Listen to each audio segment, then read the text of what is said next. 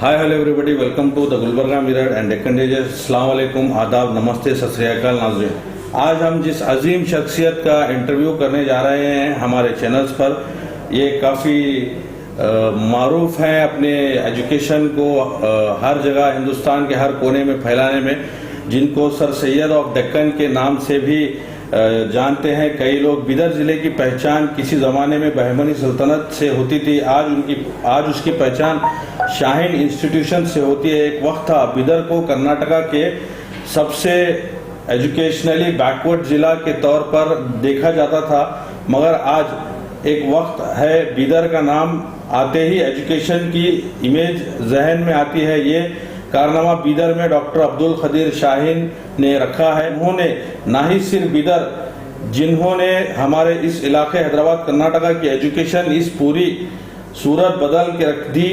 अब ज़्यादा गुलबर्गा शहर में भी इनके एजुकेशन को लेकर चर्चा है। सर, आज हम आपका हमारे चैनल्स पर वेलकम करते हैं। और हाल ही में हमने देखा कि नीट के काफ़ी अच्छे बेस्ट रिजल्ट्स आपके इंस्टीट्यूशन के स्टूडेंट्स ने दिए हैं, और गुलबर्गा के लोगों में भी एक ये है कि आप गुलबर्गा में अब ज़्यादा वक्त देने वाले हैं या सिर्फ बिदर में देने वाले हैं, तो एक बहुत बड़ा सवाल है सर। देखिए, गुलबर्गा पहले से ही हमारा टारगेट रहा है, लेकिन हम देख रहे हैं गुलबर्गा के लोग काफ़ी फ़िक्रमंद हैं अपने बच्चों की तालीम के मामले में, और माहौल उनको नहीं मिल पा रहा। जो भी इदारे हैं यहाँ पे, इंस्टीट्यूशन हैं, वहाँ पे बच्चों को माहौल नहीं मिल पा रहा। आज हम अपना फ़र्ज़ समझते हैं नस्ल को की तरबियत में अपना कंट्रीब्यूशन देना।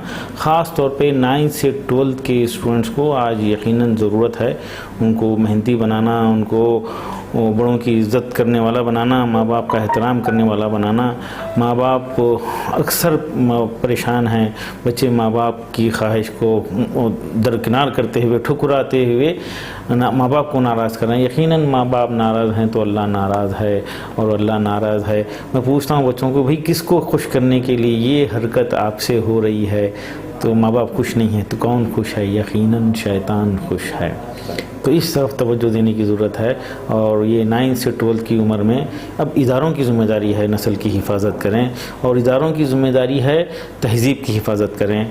और इसी ख्वाहिश के साथ हम गुलबर्गा में अपने फोकस को बढ़ा रहे हैं, और वो कल्चर जो बिदर में बना है उसको गुलबर्गा में क़ायम करने की ख्वाहिश से शुरुआत की है। सर, कोविड-19 की वजह से कॉलेजेस, स्कूल्स वगैरह बंद थे, तो उसके बावजूद भी इतना बेस्ट रिज़ल्ट आपके स्टूडेंट्स ने दिया है। किस तरह से आपने स्टूडेंट्स को कोऑर्डिनेट कर आज ये रिज़ल्ट देने में कामयाब हुए हैं? देखिए, किसी भी चीज़ पे मेहनत होती है तो उससे लगाव हो जाता है। बड़ी मेहनतों से हम बच्चों को आगे बढ़ाते आए, और बिल्कुल जब उसके नताइज का वक्त था, एग्ज़ाम के करीब ये लॉकडाउन होगा और बच्चे जा रहे तो बड़ा बुरा लग रहा था। तो हम फ़िक्र किए और कुछ ऐसा सेटअप तेज़ी से बना लिए, क्योंकि दूसरा रास्ता ही नहीं था। जब दूसरा रास्ता ही नहीं था तो ऑनलाइन हैं, अपने व्हाट्सएप ग्रुप हैं, जूम मीटिंग हैं, और alternate day calling, daily calling, subject wise calling, ये सिलसिला चालू करे, और अल्हम्दुलिल्लाह उसका बड़ा बेनिफिट हुआ। शाहीन गुज़िश्ता 12 साल से ऑनलाइन टीचिंग का तजुर्बा रखता है। हम जो है स्टूडेंट्स को क्लासरूम टीचिंग के अलावा फास्ट रिवीजन क्लासेस ऑनलाइन पर दिया करते थे। यानी एक्सपर्ट एक क्लास से 12-15 क्लासेस में, सेक्शन में, हमारे ब्रांचेस में स्पीडी रिवीजन कराते थे। तो उसका तजुर्बा हमारे स्टूडेंट्स को भी था और हमारे लेक्चर्स को भी था। उसका फ़ायदा इस दौरान हुआ।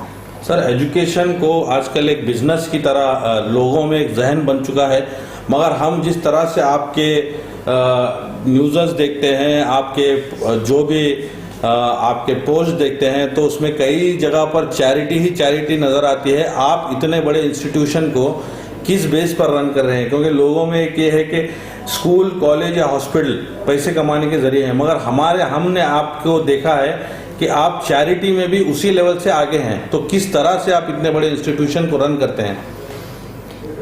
देखिए, फ़ीस लेते हुए उतनी खुशी नहीं मिलती हमको जितना कि किसी मुस्तहिक़ गरीब नादार बच्चे की फ़ीस में रियायत करते हुए, उसको माफ़ करते हुए, उसकी मदद करते हुए जो लुत्फ़ मिलता है, जो इत्मीनान मिलता है, हमारा मानना है कि यही काम में आने वाला है और इसी की बरकत है। हम कुछ नहीं कर रहे, यकीन कीजिए, ये महज अल्लाह का फ़ज़ल है।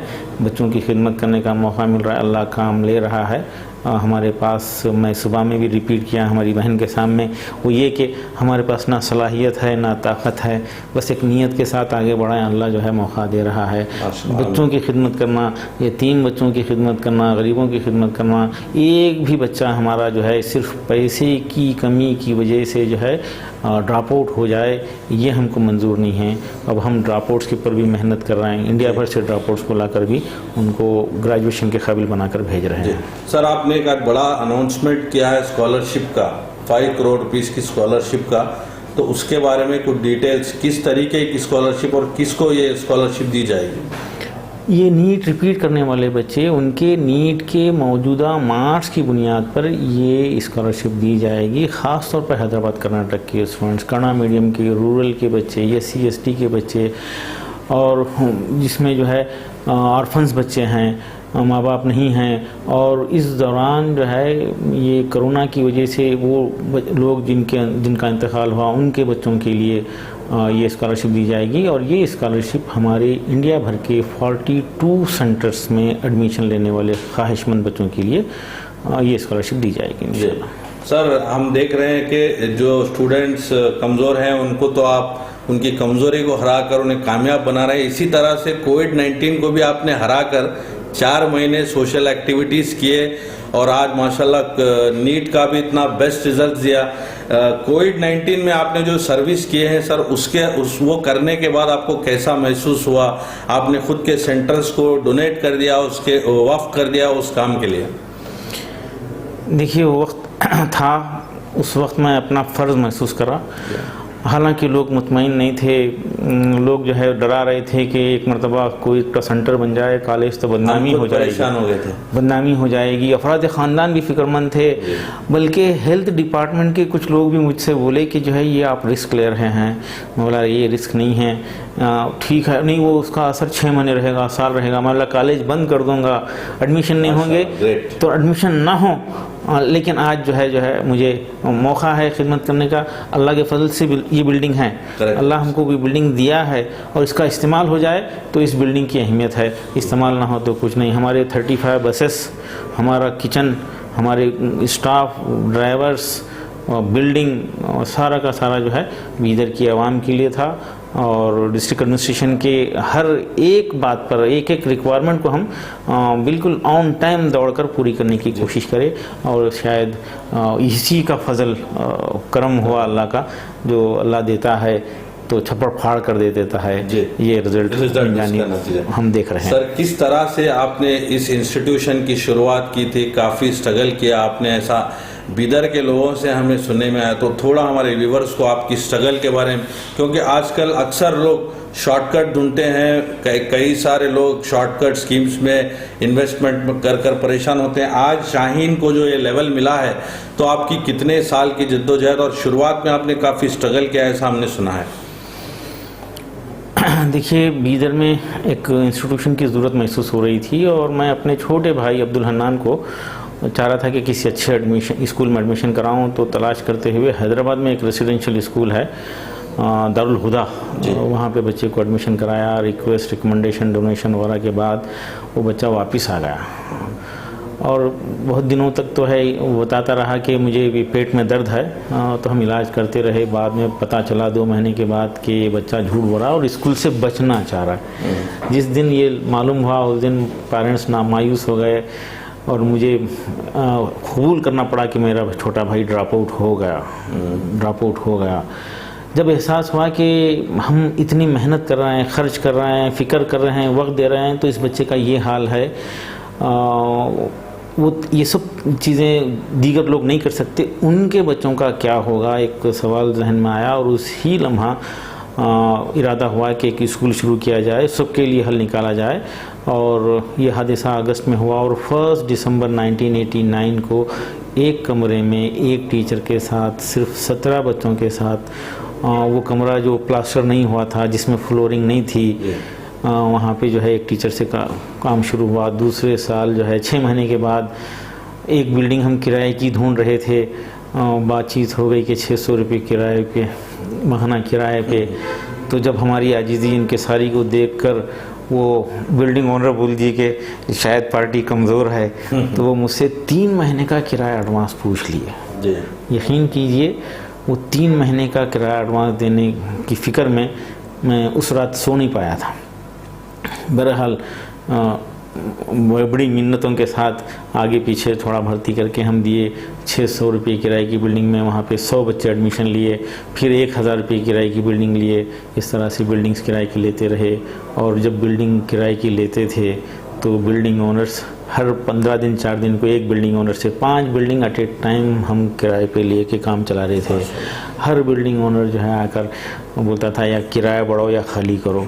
एक हमारे बिल्डिंग ओनर जो है भाई हमारे जो है आए एक दिन आके बोले कि ये मेरे घर के फर्नीचर मैं चेंज कर रहा हूँ, ये 5 अलमीरा हैं, वुडन अलमीरा, आप परचेस कर लेना।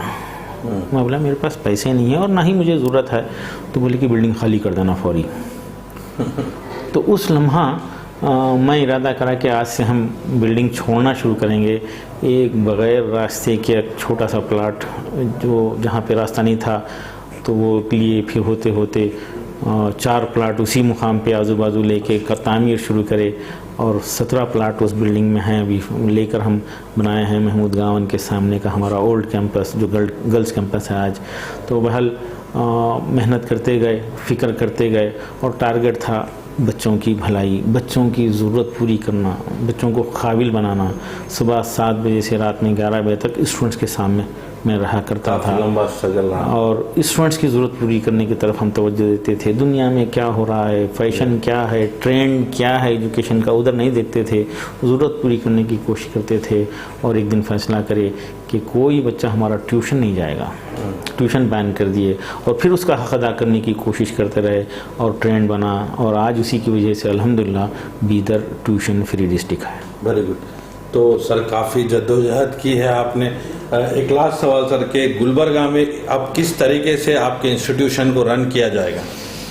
एक तो गुलबर्गा में इस नौजवान नस्ल की ज़रूरत तो हमारे पेश नज़र है और उसको पूरा करना हम अपना फ़र्ज़ समझेंगे। और मेरी विज़िट्स होगी, बीदर ही का शेड्यूल चलेगा, बीदर से ही स्टाफ आएगा, टेस्ट पेपर बीदर से आएगा और बीदर से ही पेरेंट से कांटेक्ट करने का सिलसिला चालू करेंगे। जैसा कि नांदेड़ वगैरह में हमारा काफ़ी कामयाबी से चल रहा है, भोपाल में चल रहा है, दिल्ली में चल रहा है, हैदराबाद में एक ही साल में अल्हम्दुलिल्लाह 3 ब्रांचेस हैं और 2 ब्रांचेस में आज स्पेस बाकी नहीं है, एडमिशन लेने की गुंजाइश ख़त्म हो गई है। स्ट्रेस किस तरह से बेयर कर रहे हैं सर? देखिए शुक्रगुजारी अगर हो तो अल्लाह रास्ता निकालता है। मुझे कुछ ज़्यादा चाहिए, अल्लाह वादा करता है, कुरान में जो है अल्लाह वादा किया है, तुम शुक्र अदा करो मैं मज़ीद दूंगा। महज अल्लाह का फजल है, अल्लाह का शुक्र हम अदा करते हैं और काम करने का मौका मिलता जा रहा है। सर आपकी फैमिली का और आपके स्टाफ का, टीचर्स का किस तरह से आपको सपोर्ट है, किस तरह से वो लोगों ने उनका इस कामयाबी में कंट्रीब्यूशन है आपकी नज़र में? देखिए इब्तिदान 2-4 साल तो जो है फैमिली और फ्रेंड्स सारे के सारे मायूस हो गए थे कि एक इंजीनियर ये दीवाना ये क्या कर रहा है, उर्दू मीडियम LKG शुरू कर रहा है।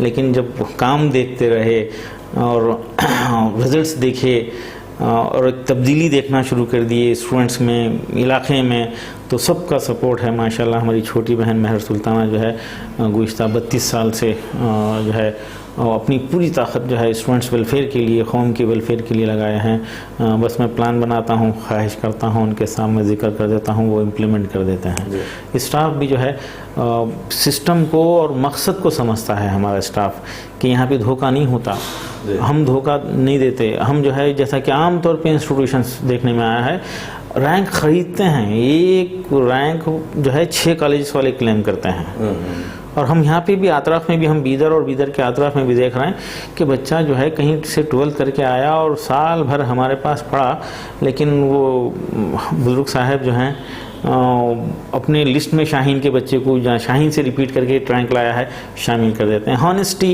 इज़ दी बेस्ट पॉलिसी और authenticity of result is our strength. हमारी ताकत जो है रिजल्ट की ओरिजिनलिटी है, हम उसमें कभी माल प्रैक्टिस को बर्दाश्त नहीं करते, जो अक्सर इंस्टीट्यूशन करते आए हैं। एट द एंड स्टूडेंट्स को क्या कहना चाहेंगे सर?